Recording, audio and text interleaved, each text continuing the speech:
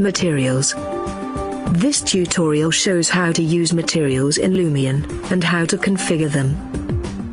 First, start Lumion, and then click one of the new empty scenes. Click the Import Mode button on the left and click the plus sign to import a model.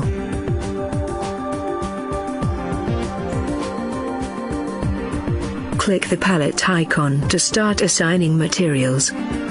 There are many types of materials in Lumion. First, we will start with the landscape material. Click the plus sign to add a new material definition. Select the portion of the model you want to apply the landscape material to. Next, click the landscape material icon in the material list on the left. The landscape material allows you to seamlessly blend parts of your model with the landscape.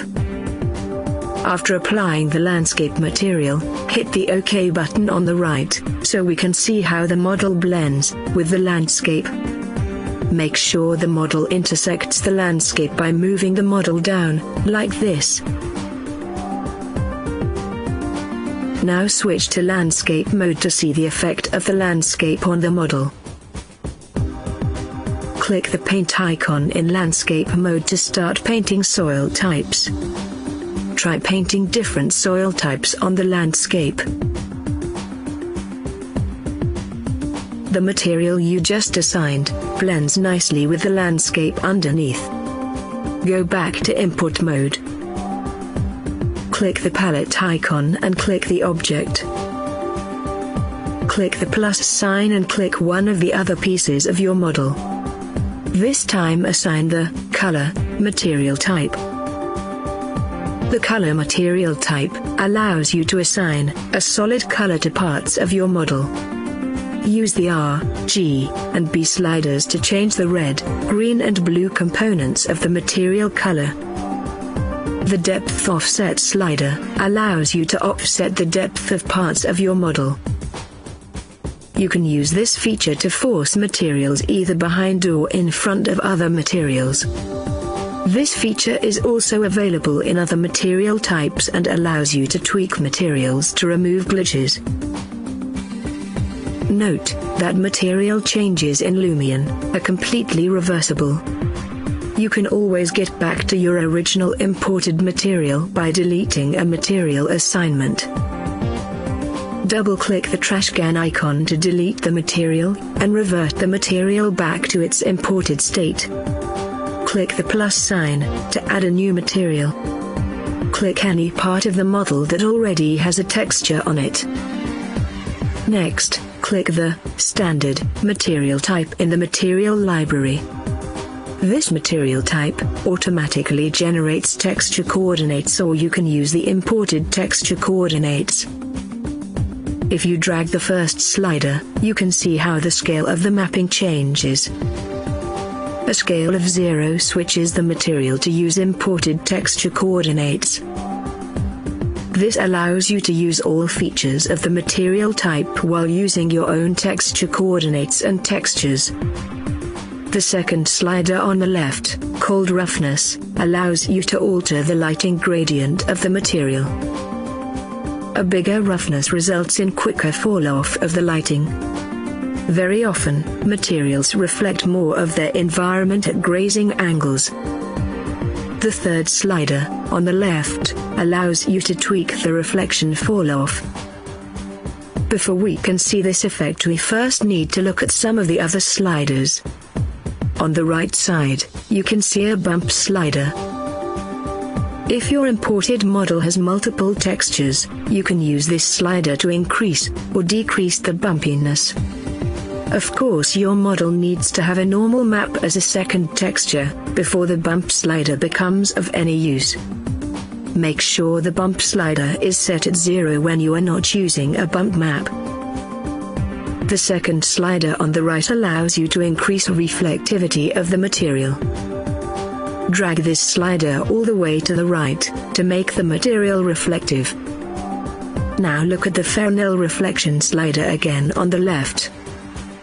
If you increase the Fresnel reflection, you can see how the fall-off of the reflection is changing. Reduce reflection strength to 0 before we continue with the rest of the material settings. On the right, the Fresnel shade slider allows you to create highlights or darkening at grazing angles. This is almost similar to the Fresnel reflection, but this slider lightens or darkens the surface at grazing angles. The fourth slider on the left allows you to alter the brightness of the material. The fourth slider on the right allows you to control the emissiveness of materials. At high values, materials start to glow when the bloom post-process effect is turned on. Bloom is covered in tutorial number 7. The last slider on the bottom left allows you to control the sharpness of reflections. Dragging this slider to the left makes materials less shiny, and dragging it to the right makes materials more shiny. If you look closely, you can see 3 buttons at the bottom right. These buttons allow you to select different subsections of the material settings. Up until now, we covered all the sliders in the first section. If you click the second button, you see 2 buttons that allow you to replace textures. When you replace a texture, your old texture is not lost. You can simply double-click the trash can icon to revert back to the original texture. The third button on the right gives access to additional settings of the material. Heading, pitch and bank allow you to rotate the texture mapping. X, Y and Z allow you to offset the positions of the texture mapping.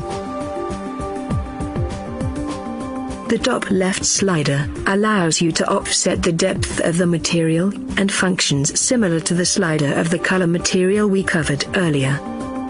Let's look at some more material types. Click the light map material type. This material is for importing models which contain a light map. A light map is a texture which contains the amount of light and shadow for each part of your model. This material has sliders that allow you to tweak the depth, amount of light of the light map and amount of ambient light. Take a look at this example. The nice thing about light maps is you can use complex calculations for generating the light map. Light maps are also perfect for rendering indoor lighting at night. A light map is a texture generated in a modeling package containing the lighting for your model. Baking lighting into a light map is an easy way to get realistic lighting in real time. The drawback of light maps is that the lighting is static. You have to load a different light map if you want different lighting. Click the plus sign to add a new material. Click a surface on your model. This time, click the glass material type. We will quickly go through all the settings of the glass material type. The texture influence slider controls how much the glass is colored by the material texture. Reflection controls the amount of reflection. Reflection Fresnel controls the amount of reflection fall off at grazing angles.